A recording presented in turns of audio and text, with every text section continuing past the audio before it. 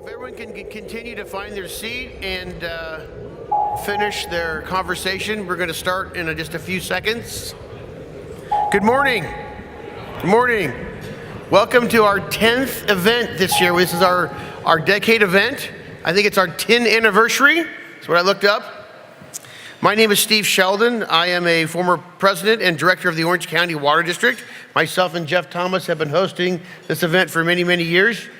Jeff and I serve as co-chair, and we're just very proud to be able to have made this our 10th event.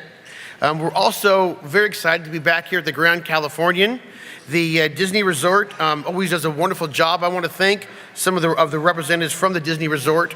David Onko, the legal counsel. Is David here? I know David's coming. I saw Frank Della Vara, the director of environmental affairs. Frank's right here. Thank you, Frank. You've been here every time, and we so appreciate everything that you've done here for us. Thank you. It's great. You guys have just done a fabulous time. Debbie Mills, environmental project manager. Greg Deems and the banquets, and of course all the banquet staff, and of course the entertainment team that does all the lovely decor and staging. Thank you to the Disneyland Resort. You guys are great. Our theme this year is finding water, and finding water is very important. It's very good. Finding reliable water is even more really important, and we'll be talking about that. I think reliable water is a great theme to have. We just kind of gotten over our 5-year drought, or 5 years in the desert, and we're looking at how to make up for that deficit. We've been in the desert for 5 years, and now we have a little rain, so we're going to hear a lot of ideas about how we can work to get more water back into our aquifer and our infrastructure. And so we'll hear from the panelists and how they propose that we do that to manage the water supply, to prepare for emergencies, and more ideas. Before we get going to the program, I do want to thank some of the sponsors of our different aspects of the program. Mesa Water is our luncheon sponsor. I saw Jim Fissler here from Mesa, other folks. Irvine Ranch Water District, our program sponsor.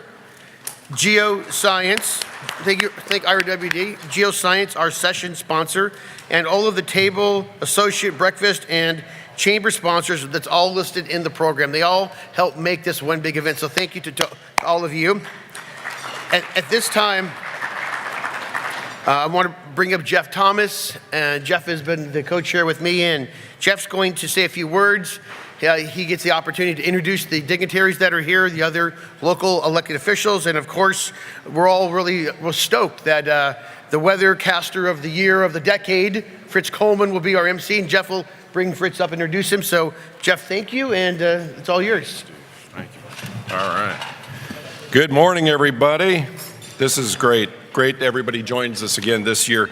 I get the pleasure of announcing a few people just at the beginning here to thank. And from our MODOC board, first off, I'd like to just acknowledge some of the directors that are here. Wayne Osborne, who's our president. We've also got Director Brett Barbary, Larry Dick, Joan Finnegan. Good morning, Joan. Sat Tamarbucci. I know Sat's here. I saw him. And Megan Hughes Schneider. So that's from the MODOC board. Thank you. Orange County Water District. I haven't seen Dennis Bilodeau yet, but he could be here. I know Kathy Green is here. I saw Kathy. Phil Anthony, Sean DeWayne, Vince Sarmiento, James Vanderbilt, Dina Wynn. Bruce Whitaker is here. I saw Bruce. Good morning. And Steve Sheldon, of course, and Roger Yo. That would be the Orange County Water District Board as well. Now, I get the pleasure, too. We have VIPs, and I want, every time I do VIPs, I always feel weird because everybody here is as important as anybody else, particularly those that have really never been in the water world. We want to thank you for getting up and getting early, coming down, seeing us. We have a lot of water people here. We also have a lot of people here who are connected to some of our very good friends within government as well. From U.S. Senate officers, this is Chris Barwick, Staff Assistant to Officer Senator Dianne Feinstein. Thank you for coming. Robert Banuelos. Robert is the field representative for Congressman Lou Correa. Thank you for being here as well. I believe we have somebody here from Congresswoman Mimi Walters' office too. And if you're here, thank you for attending, and please give our very best to the Congresswoman. California State Senate, Scott Carpenter, District Director. He's with the he's with Senator John Morlock. If you're here, thank you for being here. And then District Staff Representative for Senator Janet Nguyen, who is supposed to be here as well. Jesse Benron, Assemblywoman Sharon Quirk Silva is here. Thank you. And Sean Rodriguez with Assemblymember Tom Daly. Thank you for being here as well. Now, we do have Frank Delavera, Director of Environmental Affairs. Thank you. Thank you very much. I got to meet some of your colleagues, too. Thank you for all the work that you've all done for us, all the good things that Disney does for us every time. Thank you. Thank you very much. I'd also like to give a special shout out to Directors Barbary, Osborne, Bilodeau, and Green for serving on the Planning Committee, putting this together. And what we are going to do next, and what we do as a nation yesterday was, or 2 days ago, was the 14th, right? Flag Day. So we get to honor our great nation. If you would please stand and join me in our Pledge of Allegiance as we put our hands over our heart and honor our great country. I pledge allegiance to the flag of the United States of America and to the republic for which it stands, one nation, under God, indivisible, with liberty and justice for all. Thank you. Thank you very much. Our Master of Ceremonies today is Fritz Coleman. He's one of Southern California's most iconic weathermen, that's for sure. I was telling Fritz I actually got to see him do a stand-up routine about 20 plus years ago, maybe even a little longer than that. And he is absolutely a hysterical comedian if you've ever gotten to see his stand-up act too.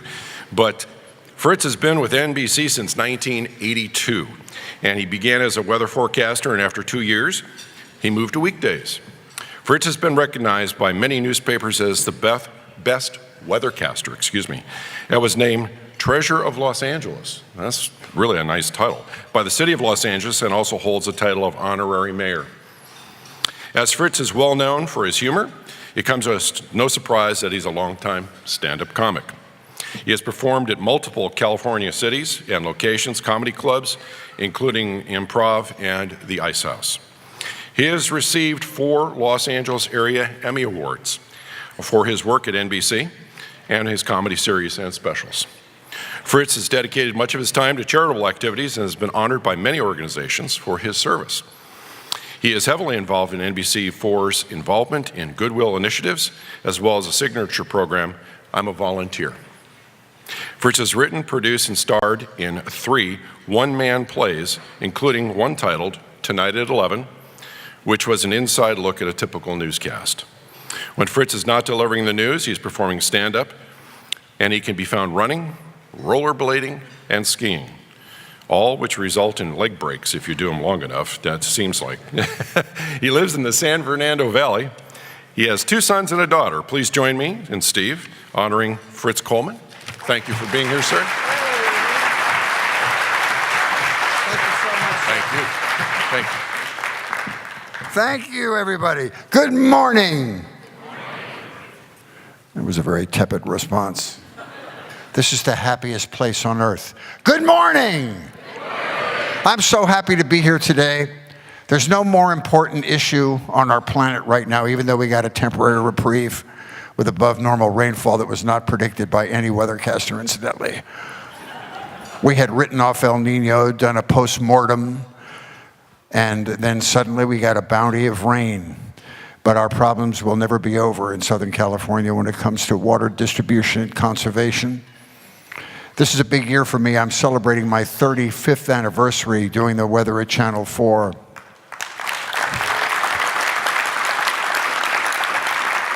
I admit it's an incredible accomplishment.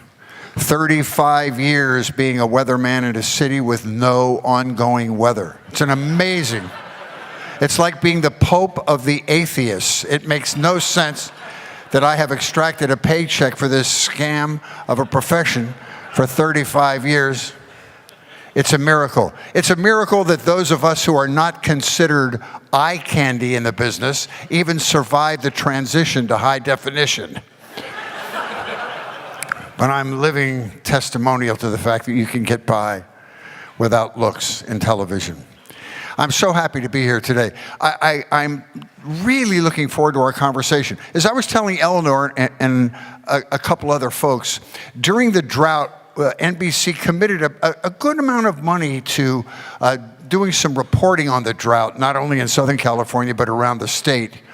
And we would do town hall meetings, and we went all over and did several in Orange County. And I was telling Eleanor that the awareness about the issue of water was no more active than we found it in Orange County. The turnout, we had 400 or 500 people turn out at these town hall meetings, far exceeding what it was in LA, Ventura County, and the other spots we went, Riverside, San Bernardino County. And there are lots of reasons for that. One is sort of the way that you've approached the infrastructure, particularly in areas like Irvine. But we were so impressed with how folks like the Water District here have been able to raise awareness about the water issue in Southern California. This is before we had the bounty of rain. So I applaud you, and this is another sort of a manifestation of the awareness of the county to the water issue. And we were also talking about the number of stories that we have done about the frustration of stormwater capture in Southern California. And I know we have a representative of Senator Feinstein's office here tonight, and she is one of the people who raised not only California, but the nation's awareness about this issue, and she's sort of been our advocate in Washington, so we appreciate her help with that. And I'm happy to be a part of this program today. I'm going to learn so much, and now I'll step to the podium and do my prepared remarks. Anyway, we're going to have a lot of fun. We'll hope to have you out of here by Father's Day. H2O, you know, is a simple chemical compound, but not so simple to manage. In every country, every U.S. state, every county in California for that matter, there is a different story about how water reaches homes and businesses. Orange County alone has more than 25 water and wastewater agencies. 25. Pretty amazing number. They worked diligently and have this last year to respond to the governor's mandatory conservation order, so much so that some water districts were caught unprepared to see their sales drop by over 30%. They were forced to reduce sales revenue by more than a third. But at the same time, they increased spending for outreach to convince their customers to use less of their product. It's a sort of a conundrum. Customers were using less, but still saw rate increases and were very confused and mistrusting of the rate increases. Now, before we dive in, I'd like to give you the lay of the land. Our speakers are incredibly accomplished in all of their various fields. However, we will try and keep speaker introductions short so that we might have more time to hear what they have to say. Their bios are included in your program. Secondly, we ask our speakers to please try and keep to your allotted time so that all of our speakers can get the opportunity to cover their topics and to allow some time for our moderators and guests to ask various questions. And the important thing is we want to get to your questions too. To help move us along, speakers will hear this sound when you have 2 minutes remaining, before we have security and the TSA remove you from the stage. When you hear this sound, that means your time is up, and take a Tums. We're going to have a great jump into the OC today. Okay, first crank up, a hard cut back as you hit the wall. There's a screaming bottom curve, so watch out. Remember, rip it, roll it, and punch it. Finding Nemo. Let's do it. All right, welcome to session one. In our first session, we're titling this On the Waterfront. Hey, Stella! We're going to hear from Professor David Sedlak from the University of California, Berkeley, and author of Water 4.0, The Past, present, and future of the world's most vital resource. David will talk about 4 water revolutions and try and predict if the water industry will reinvent how it manages water after our historic drought, or if it'll just fall back into the same old routine. But before we hear David, here's a look at your local water forecast. Hi, Fritz Coleman here to give you your water forecast for California and beautiful Orange County. We had some real highs and lows this past year, extreme weather patterns. At this same time last year, 83% of California was in severe drought during a punishing 5-year dry spell. This season's record rainfall has left less than 8% of California in drought. What a difference a year makes, folks. We experienced some severe thunderstorms in February 2017 that wreaked havoc on Oroville Dam's emergency spillway and called for a flood warning, causing 150,000 people to be evacuated. Thankfully, it held up and everyone was safe.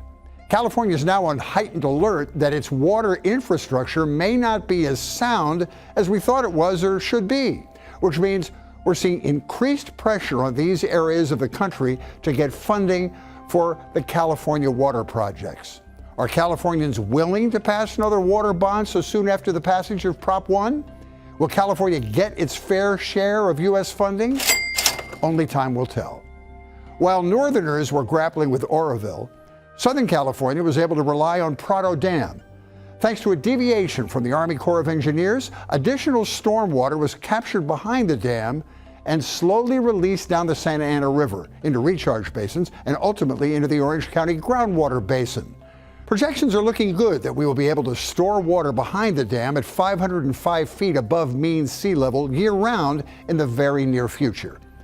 If you're a skier, one of the millions of people who rely on water delivered from Northern California, then you were relieved to hear that the state snowpack is at 198% of the average.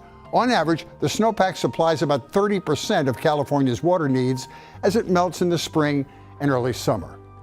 Interested in more on the water supply front? Water levels in Lake Oroville, the state water project's principal reservoir, are at 101% of the average level. Moving that snowmelt safely to the Central Valley and to Southern California is a whole other issue. The 50-year-old water infrastructure that moves this water is outdated, unreliable, and dependent on levees that put our clean water supply at risk from earthquakes and sea level rise. About 100 alternatives have been explored since 2009. 100! Alas, the California water fix emerged as the likely solution to the problem. Price tag for the dual tunnel fix? $17 billion. Water reliability does not come for free. In 2016, we saw the completion of significant environmental work for the fix. Will the fix fix our fix on imported water? Now that's a mouthful. We are fixated to know what will happen. Stay tuned. We also saw a thick marine layer of confusion on consumers' faces as they were asked to cut back water usage but pay more for water. The average Californian used just 58.1 gallons of water a day in January 2017. That is the lowest residential use since the state started tracking usage in 2014. Congratulations, Californians. You stepped up, now pay up? Very confusing message. Water districts had to explain rate structures and make compelling arguments for the increases even when consumers were using less water. Some agencies were more successful than others, but bottom line, some trust was lost. We also saw some onshore and offshore flows in Carlsbad and northern and central Orange County as a desal project and initial expansion of the groundwater replenishment system were in full swing to help local communities weather the relentless drought and offset what Mother Nature couldn't deliver. Projections look good for local reliability as the final expansion of the GWRS is designed, and it looks a little cloudy with a possible chance of building a desal project in Huntington Beach. We'll know more when the coastal eddies, the commission, makes some key decisions later this year. There was a refreshing gust of wind when the State Water Resources Control Board concluded that it is feasible to use recycled water directly as drinking water, provided that certain research and key knowledge gaps are addressed. It looks promising that regs will be passed soon. But then we got a little bit of the cold shoulder from the board when communities were not given full credit for water recycling when meeting conservation mandates. Ultimately, conditions warmed up and OC was able to get credit for its infrastructure investments and not only meet the emergency drought mandates, but often exceed them. Now let's take a look at our rainfall figures, shall we? Average rainfall in Orange County is 14 inches. We started the decade off real strong at 21 inches, and then it just went downhill from there. 7 years later, we're beginning to see an uptick with almost 20 inches of rain so far in 2017. We just have to make up for what we didn't get over the last 6 years. No sweat. We'll just put in that request with Mother Nature. Moving on to the groundwater front. Orange County groundwater demands are rising. Currently, local retail agencies need 380,000 acre-feet of water. Their demand is projected to increase to 425,000 acre-feet by 2019-2020. In terms of supplies available to put back into the groundwater basin, this fiscal year, we have about 437,000 acre-feet of water, and an estimated 57,000 feet of that will be untouched to help refill the basin. In 2019-2020, we'll still be able to bank some water in the basin, but only about 11,000 acre-feet because of the increased demands and because we're assuming an average winter. So folks, what does this all mean? We can only predict so much of what Mother Nature has in store for us. We have to prepare for the dry years and prepare to capture and move as much water as we can during the good years. We have to plan well in advance to meet future water demands. If we all keep using water wisely and look to new technologies like reuse and desal to bring clean and reliable water to California and Orange County, then our future is looking sunny and bright with a chance of just a few showers. Back to you now to do your part to conserve water and engage in water decisions happening in your community.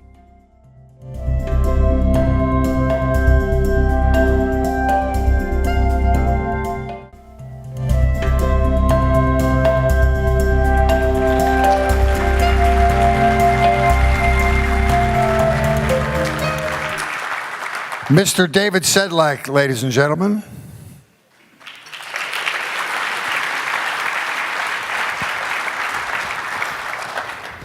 Don't sit in the chair where Snow White's going to sit, David.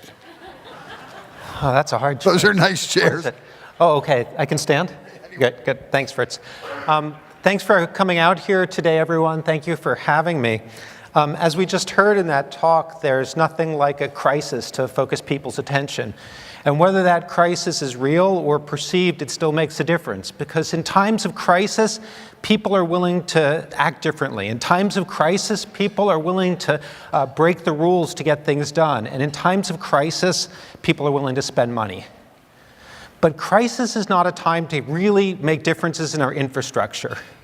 As President John Kennedy said in his 1962 State of the Union address, the time to fix the roof is when the sun is shining.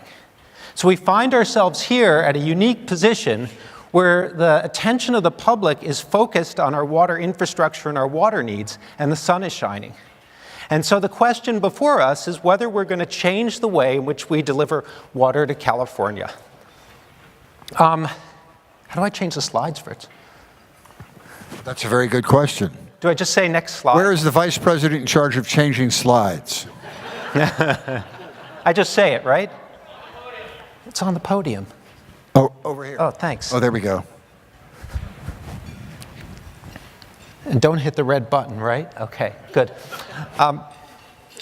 And so I'd like to talk to you about whether we're going to go back to the way we've been doing things in the past or whether we do things differently. And in water infrastructure, there's no guarantee that you start bringing about major changes just because you've hit a time of crisis, because these systems tend to return to their original state and people do things the way they've always known how to do them, because changing water systems is hard. When water systems change, it's because they're no longer able to meet people's needs and major changes happen. And when those changes happen, they happen very quickly. So in Water 4.0, I talked about the 3 revolutions that have already happened and the 4th one that I see around the corner. The first revolution in water systems was the creation of imported water systems, and we can give the Romans credit for this. Back in the time when cities grew quickly and we finally had groups of people living in large communities, maybe exceeding 1 million people, we were no longer able to provide for their water needs simply by tapping the local environment, the groundwater and rivers. And so the Romans came up with a system of importing water into their cities. And at the height of the Roman Empire, they were delivering something like 100 gallons per person per day to the citizens of Rome. That really made it possible for people finally to live in big cities. The Romans also gave us another innovation that's often not very well appreciated, and that's the sewers to dispose of the water after it's done. So this Roman idea of the first water revolution is at the heart of all of our world's water infrastructure systems. The second revolution in water came with the advent of drinking water treatment at the start of the 20th century. As cities grew and people lived closer and closer together, and as their sewers discharged waste into rivers, people in downstream communities became sick with things like cholera and typhoid fever. And when that crisis finally became too much, people invested in sand filters and chlorination to alleviate the problems of cholera and typhoid fever. And that was a revolution, because after that, you would never think about building a city without a water infrastructure system. The third revolution in water systems came in the early 1970s when the public finally became sick of having closed beaches that were contaminated with sewage. And so in a period of about 10 years, starting in 1972 with the passage of the Clean Water Act, we invested billions of dollars in creating a water infrastructure systems that made our rivers and beaches and estuaries fishable and swimmable again. And that was a revolution that we didn't go back from. And so here in the California drought and in the recent history, we've started to undergo what I refer to as a fourth revolution, or Water 4.0. And you can see that the figure that I'm showing becomes a lot more complicated than the previous ones, because we start closing this urban water loop. We start to reuse the water, we start to reuse our wastewater, turning it into recycled water. We start to capture the stormwater that falls in our cities and turn it into the water supply. And we would no longer rely solely on imported water for our sources of water. And so the question before us today, we've made some great progress in this fourth water revolution, is does it continue or do we go back to our old ways? Because as I've tried to say to you, it's really hard to change water infrastructure systems. When you know how to do something well, you keep doing it in the future.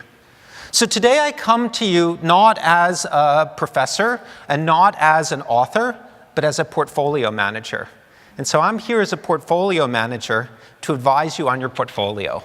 And your portfolio isn't a stock portfolio, it's a water portfolio. And your portfolio has 5 different elements to it.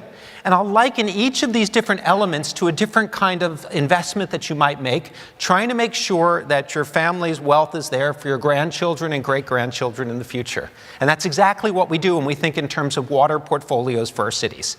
So I want to talk today about imported water, water recycling, and stormwater harvesting and seawater desalination, all of the things that we heard about in the previous weather forecast from Fritz. I'd also like to talk about water use efficiency, and I want to talk about all of these things in a different way. I want to think about them as a portfolio.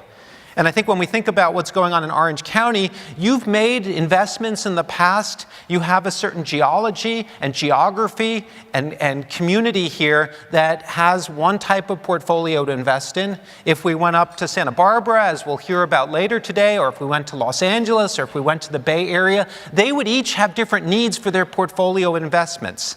So the first thing to think about is that every different group of people is going to have different needs with respect to their portfolio.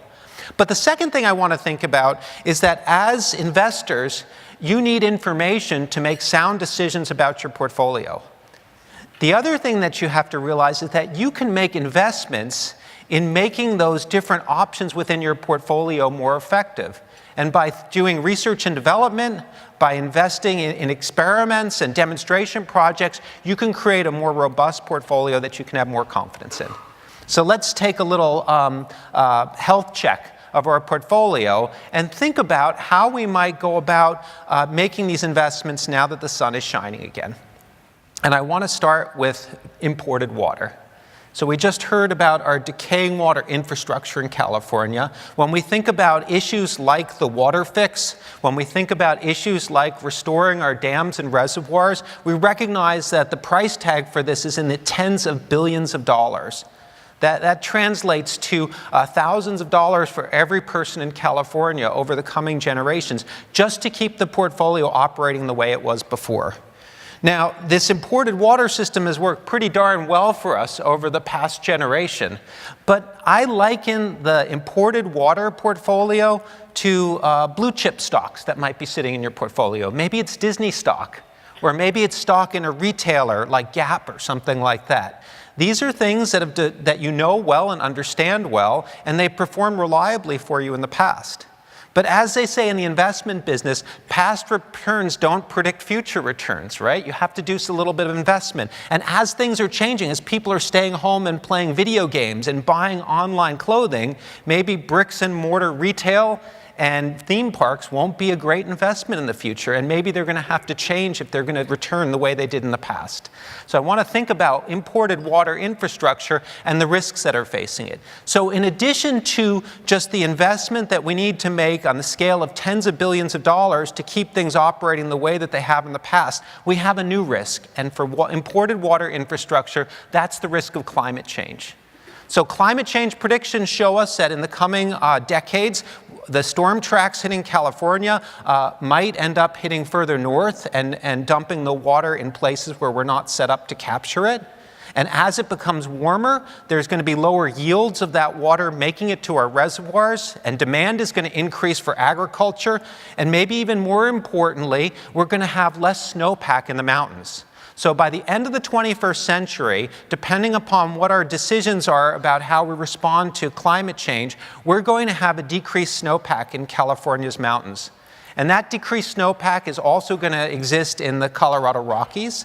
And there's going to be a general drying of the West according to all of the best predictions. So if we're starting to make investments of tens of billions of dollars in our imported water infrastructure in the coming decades, we have to recognize that it might not yield as much water as it did in the past. So kind of in this area of this blue chip stock, of course, we're going to have to rely on imported water in the future, but we have to recognize its limitations, and we have to be realistic about how much it's going to yield us. So we can't rely on this one source of water alone.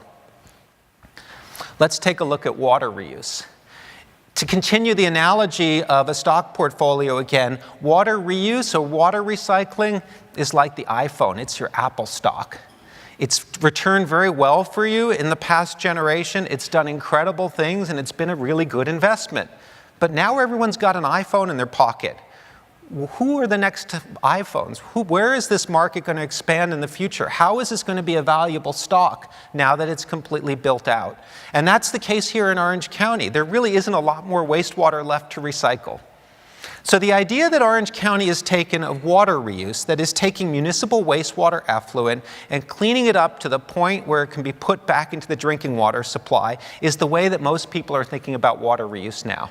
So 20 years ago, people were still taking water and recycling it and building golf courses and using it for highway median landscaping. But now the Orange County model is spreading throughout California and throughout the world. So what we do is we take wastewater effluent, we put it through the reverse osmosis process, we pass it in front of UV lights and hydrogen peroxide, and we return it to the drinking water supply. And if you're fortunate enough to be Orange County and Orange County Water District, you put it into the aquifer laying underneath your treatment plant.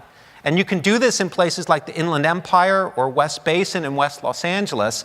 But if you're San Diego and you don't really have a groundwater aquifer to speak of, or if you're the city and county of Los Angeles and you'd have to send this water all the way into the San Fernando Valley to get it back into the drinking water aquifer, you're facing a problem.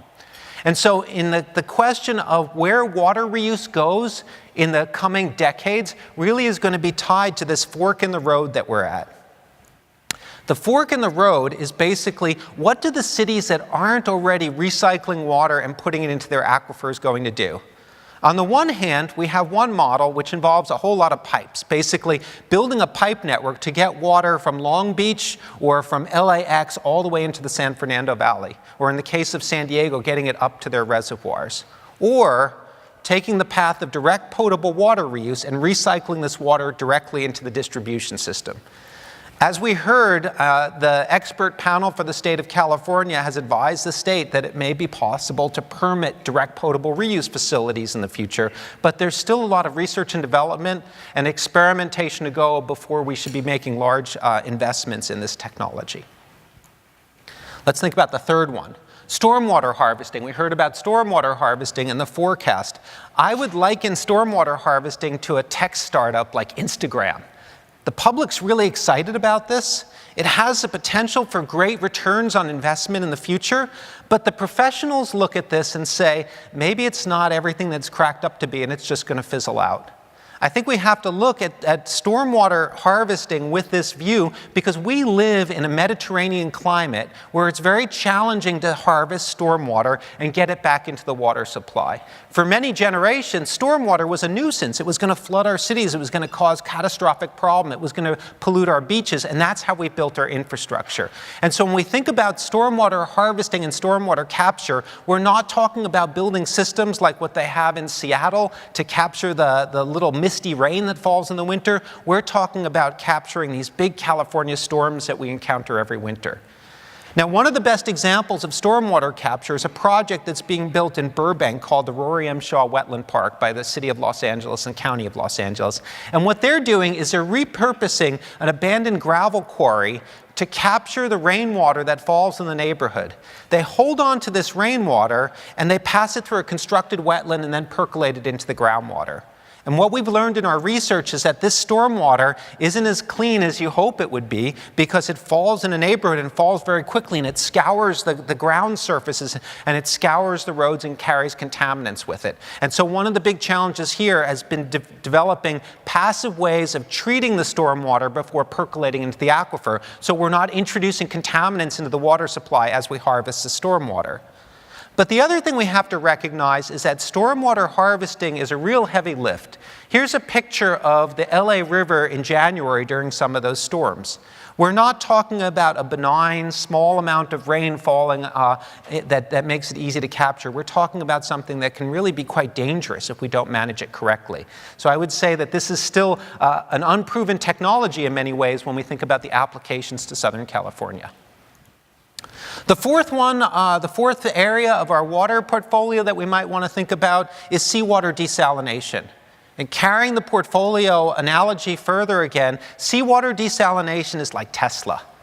It's really cool technology. It's developed faster than anyone thought it could, but we're still not sure that everyone's going to want one of these in their driveway because they're still quite expensive. And that's the case with seawater desalination around the world. People who are wealthy and desperate build seawater desalination plants. People who are creative and resourceful do everything they can to avoid building desalination plants. So here's the Carlsbad seawater desalination plant. 50 million gallons of water a day. It's delivering it just as planned, but it's among the most expensive sources of water in California. And so if seawater desalination is going to be an important part of our water portfolio in the future, we need to think about ways to make it less expensive.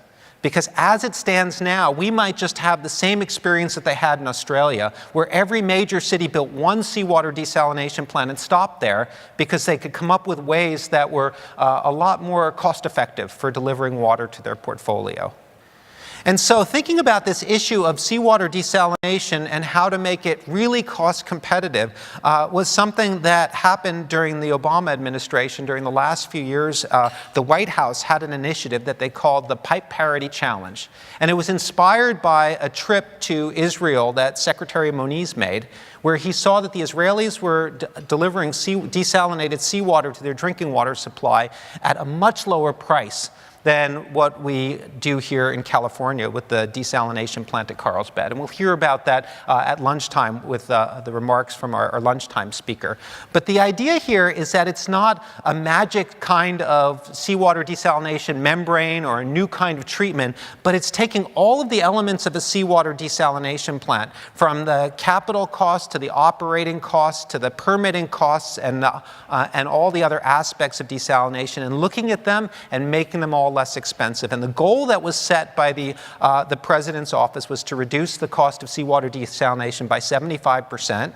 And there was a program in the Department of Energy designed to fund what they called a desalination hub to make this possible in California, the same way that they'd reduced the cost of rooftop solar in the first part of the Obama administration. The last of these portfolios that we might think about is water use efficiency. And I would make the analogy with water use efficiency to a pharmaceutical company, maybe like a Genentech or something like that. It's delivered some blockbuster drugs in the past, but we're not sure if there's anything good in the pipeline anymore. And that's the case with water conservation in California. Much of the progress that we made in the days before the revolution came from building new dams and reservoirs and creating better conservation programs. And a lot of the secret of California's success in delivering waters to its cities has been the gradual implementation of water conservation. Here's a figure from the Pacific Institute from 2007 showing some southwestern utilities and the per capita water use in gallons per day. The darker blue bars indicate the water use indoor, and the light blue indicates outdoor water use. So the first thing you'll see is that indoor water use among southwestern utilities is about 60 gallons per person per day, and the most efficient that you could expect based upon performance in other countries is around 40 gallons per day. And in the last 10 years, we've made a lot of progress to going from 60 to 40 gallons per person per day, and we've probably locked in that change, as we saw in Fritz's remark, that our efficient cities, as new houses get built and old plumbing gets replaced, will probably be using about 40 gallons per person per day indoors. And outdoors, as we've all experienced during the drought of the last few years, we've severely reduced the amount of lawn space and switched over to California-appropriate landscaping. So the question before us is not how much more we can take the strategies we've been using over the past 20 years and keep turning the crank on them. The question is, what's the next blockbuster for water conservation in our future?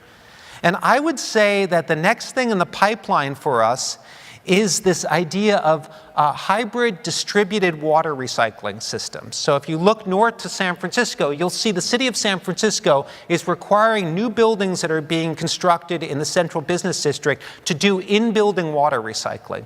And this isn't a water recycling that's creating a new resource like we've done in Orange County, or it's not a way of making the sewage collection and water delivery system going away. It's a way to reduce the water footprint of people living in a city. So maybe with gray water recycling and in-building water recycling, that's the next forefront to reduce per capita water use. And with those kinds of technologies, I think we could make the same sort of advances that we have over the past 3 decades in water conservation in the traditional way. So the sun is shining here in California, and it's our opportunity to make a difference. As your portfolio manager, I would advise you to be responsible in your diversification strategy. So clearly, we wouldn't want to keep investing in only 1 or 2 forms of water. When we make investments in imported water, we really need to be realistic about the future climate scenarios and what it's going to mean for our ability to rely upon those imported water systems. So in some ways, the drought is really just a wake-up call for the climate that's going to develop over the next 5 decades. And we also have to have a realistic view of some of the barriers to the new approaches that are being touted as being our solutions. So I showed you stormwater capture, for example, and I would say there are a lot of barriers to stormwater capture. It's very attractive as a politician to get behind stormwater capture because it sounds logical to the public. But from the engineer's standpoint, there's still a lot of barriers, technical barriers that have to be overcome. And that's true of the other technologies as well. The other thing I wanted to share with you is this idea of what we do when the sun is shining. So when the sun was shining on President Kennedy in 1962, he used it as an opportunity to create an initiative called the Office of Saline Waters. And the Office of Saline Waters greatly increased the amount of funding for water reuse. And one of the results of that was a scientist at UCLA came up with the reverse osmosis membrane. So the sun is shining on us, and we have a need not only to invest properly, but to invest in research and development. And I'm particularly concerned with the stand of the federal government about federal research investment, because what I'm hearing out of Washington is severe cuts to DOE basic research is where that water hub would have come from. I'm hearing about cuts to the National Science Foundation. I'm hearing about cuts to the Environmental Protection Agency. And all of those make me think that the kinds of things that we're supposed to be doing when the sun is shining may not happen. So it's up to us as the generation that is here thinking about the future, the way in which Orange County's water district and elected officials thought about it in the early 60s and created the system we have today. It's up to us to think about this next generation. So direct potable reuse, it needs to be implemented, but there's still a fair amount of research that has to be done to make sure it's done properly. Stormwater capture has to be more than capture. It has to capture, treat the water, and recharge it effectively.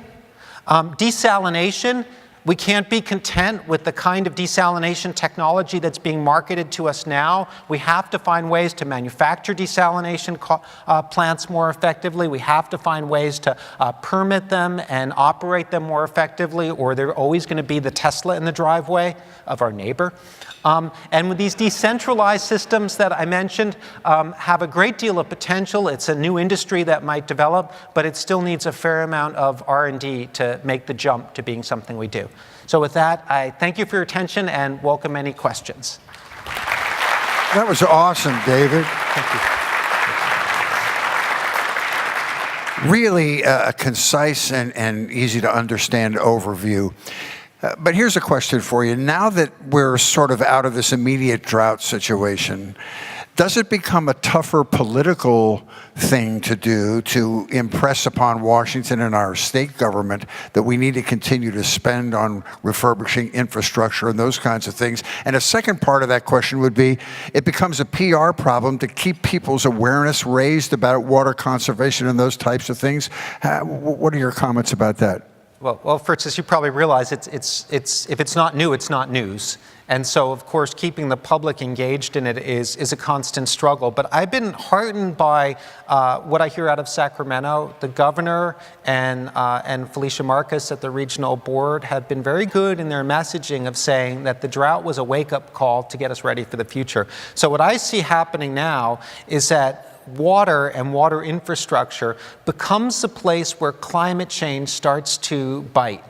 And people understand well that if the climate's changing and it means less water, that could affect the economic prospects of the entire state. So I think the messaging has to shift from less rain is falling, we're in the middle of a drought, to this is the new normal that we can expect in the future, and we could find more effective ways of ensuring that our water system is secure if we start making those investments over a generation. The same way we're doing it with our energy infrastructure, the same way we're rebuilding our transportation system. These are things that we do because the sun's shining and we care about the next generation.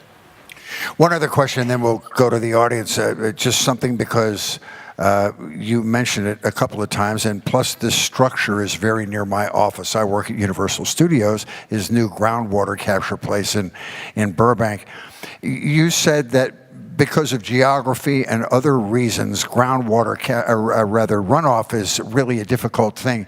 But is there any way we can marry the two things that we need to do, which is to replenish the groundwater and the capture? Where do we stand in that technology and the state's will to make that happen?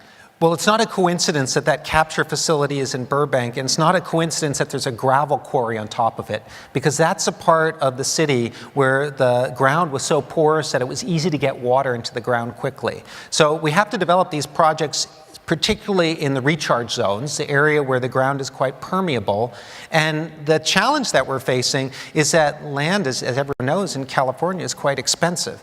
And so we have to find cost-effective ways to create these structures that are going to capture large amounts of water. And it's likely that we'll mainly build them in places where the ground is quite permeable already. So it's an opportunity to create parks and open spaces, and anyone who's been in that area around Burbank Airport knows that there's not a lot of places for people to go and enjoy recreation or to have trees and plants that cool the hot valley weather. And so that's, I think, where we're going to go in the future, is marrying this idea to the idea of creation of parks and cultural amenities and building them in places where they're most practical to recharge the drinking water aquifer. And I think the exhaustion of the groundwater is an even bigger issue up in the Central Valley and the agricultural areas where the ground's actually sinking up there. It's a bigger issue for them. Let's take some questions from folks at the tables. There are a couple of microphones there. This is going to work like C-SPAN. Just approach the microphone and be really intelligent. Wait, people fall asleep watching C-SPAN. Where are they? Say it again. People fall asleep watching. People fall asleep. We're not going to let you fall asleep. I think, do we have there's one right over here, and where's the other one? Right here in the back. We have a human holding that microphone. Any questions? Over here. Yeah.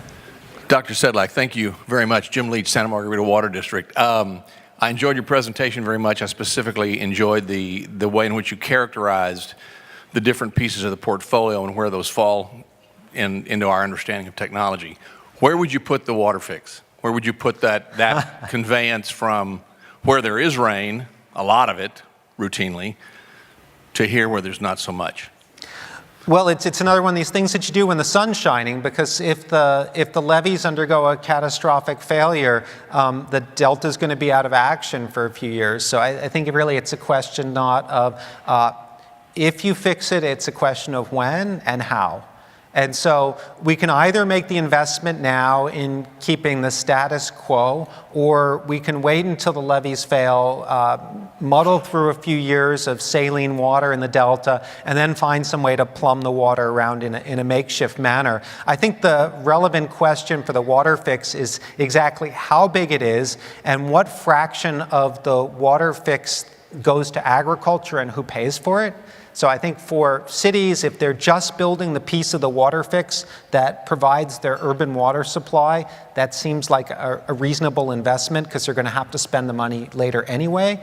If they're also fixing the delta to make it feasible for agriculture to have that water, there's a question of equity and who pays statewide. Thank you. Anyone else? We have to achieve symmetry. Anybody on this side of the room here? Yeah, over here. There we go.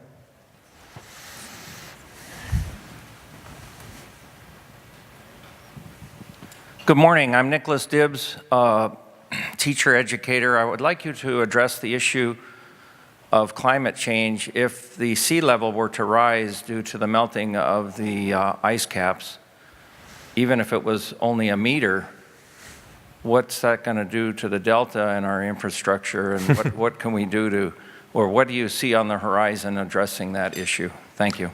Thank you. Well, it's not an issue of if, it's when, because between existing sea level rise and the continued expansion due to thermal equilibration of the ocean, the sea level is going to rise for the next 1,500 years, even if we fix the climate change problem today. So we have to be prepared to adapt for changing climate, and I think you've hit the nail on the head.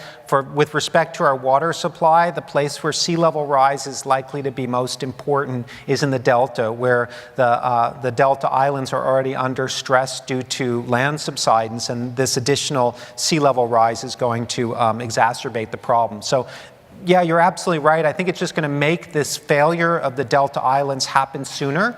And so it kind of makes the clock tick a little faster on the issue of the delta fix. And I'm not great at reading the cards of where this is all going, but let's assume that the delta fix doesn't happen under Governor Brown's administration, which seems like that's a feasible outcome.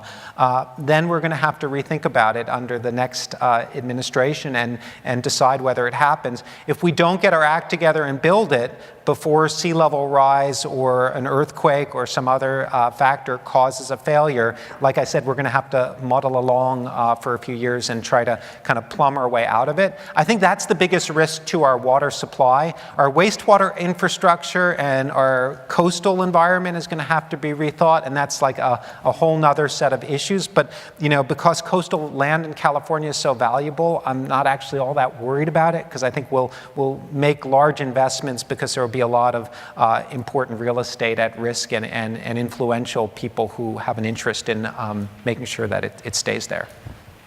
Could we give Dr. David Sedlak a big round of applause for a great presentation? Thank you so much. It was awesome, David. I'll just take that up your hand.